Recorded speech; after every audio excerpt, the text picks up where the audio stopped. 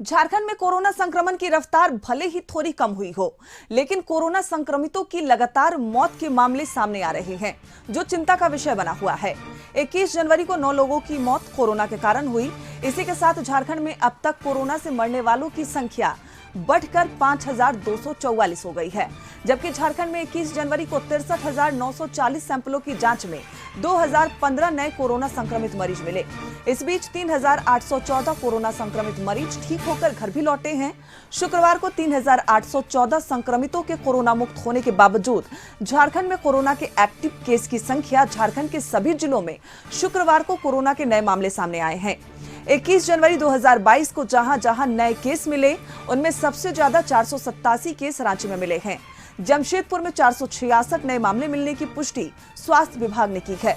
शुक्रवार को झारखंड में 4 जिले ऐसे हैं जहां नए संक्रमण केस मिलने की संख्या 100 के पार रही है। इसमें झारखंड की राजधानी रांची भी शामिल है। स्वास्थ्य विभाग से मिली जानकारी के मुताबिक रांची में जहां सबसे ज्यादा 487 नए केस मिले हैं, वहीं जमशेदपुर में 466 नए संक्रमितों की पहचान की गई। इसी तरह बोकारो में 116, चतरा में 92, देवघर में 50 और धनबाद में 53 मरीज कोरोना के चिन्हित किए गए हैं।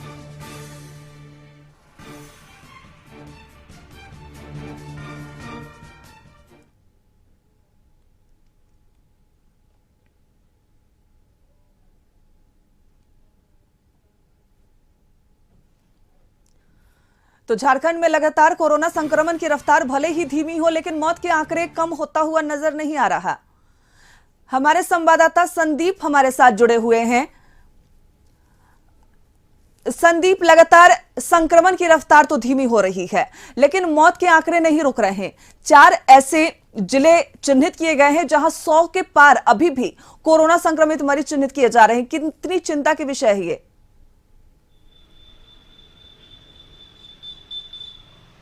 जी, जिस तरह से लगातार पिछले 25 दिनों से जो संक्रमण का दर था वह झारखंड में काफ़ी अधिक था, और उसके बाद अब एक कह सकते हैं 2 दिनों से जो आंकड़ा है जरूर कम हो रहा है संक्रमित मरीजों का, पर जो मौत का जो संख्या है उसमें कहीं ना कहीं इन एक सप्ताह में इजाफा ही हुआ है, कम नहीं हुआ है। और यदि 2-3 इस जिलों की बात करें, जैसे पश्चिमी सिंहभूम, पूर्वी सिंहभूम और रांची की बात करें, तो इन जिलों में जो मौत की संख्या है वह लगातार कह सकते हैं 2 से 3 से ऊपर संख्या देखने को मिल रही है। हालांकि जितने भी जो मौत हो रही है, कोरोना जरूर उसकी वजह बन रही है, पर उससे पहले भी वे लोग कहीं ना कहीं अन्य बीमारियों से संक्रमित पाए जा रहे हैं, और उसके बाद जब उनका इलाज अस्पतालों तक पहुंच रहे हैं तो वहां पे जब उनकी टेस्टिंग हो रही है तो वह कोरोना संक्रमित मिल रहे हैं। हालांकि जितनी भी अभी अधिकांश मौतें हुई हैं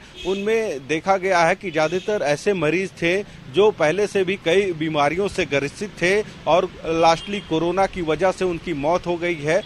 पर जो आंकड़ा अब संक्रमित मरीजों का मिल रहा है पूरे राज्य में, या फिर रांची की यदि बात करें तो पूरे राज्य में रांची में सबसे अधिक संक्रमित मरीज प्रत्येक दिन देखने को मिल रहे थे, और लगभग 1200 से 1300 संक्रमित प्रत्येक दिन सिर्फ रांची से मिल रहे थे। हालांकि यदि पिछले 24 घंटे की बात करें तो यह आंकड़ा थोड़ा बहुत थमा है। और लगभग राजधानी रांची की सड़कों की अगर बात करें तो क्या कुछ नजारा है वहां पे? क्या लोगों की लापरवाही अभी भी सड़कों पे दिखाई दे रही है, या लोगों की लापरवाही पर थोड़ा अंकुश लगा है?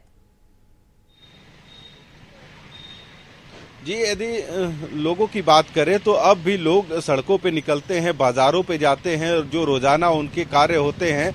शुरुआती दौर पे देखा गया कि जो लोग सड़कों पे आम लोग निकलते थे तो कहीं ना कहीं सोशल डिस्टेंसिंग या मास्क जो अनिवार्य पहनना है उसको नहीं प्रयोग करते थे, पर उसके बाद धीरे धीरे जैसे जैसे जो आंकड़ा प्रत्येक दिन जो बढ़ता गया, 5000 के करीब प्रत्येक दिन संक्रमित मरीज राज्य में मिलने लगे, उसके बाद कहीं ना कहीं थोड़ा बदलाव लोगों में भी देखने को मिला है, और लोग भी अब मास्क या फिर सोशल डिस्टेंसिंग इन सब का प्रयोग कर रहे हैं। हालांकि कई इलाके ऐसे भी हैं या फिर कुछ बाजार में ऐसे लोग भी मिलते हैं जो अब भी इन चीजों से अनभिज्ञ हैं, और वे बाजारों में बिना मास्क के भी घूम रहे हैं। पर लोगों को सजग होने की आवश्यकता है, तभी कह सकते हैं इस बीमारी से लड़ा जा सकता है। बिल्कुल संदीप, तो जब तक लोग सतर्क नहीं रहेंगे तब तक इस बीमारी को हराना मुमकिन नहीं, नामुमकिन होगा। तमाम जानकारी के लिए बहुत बहुत धन्यवाद आपका।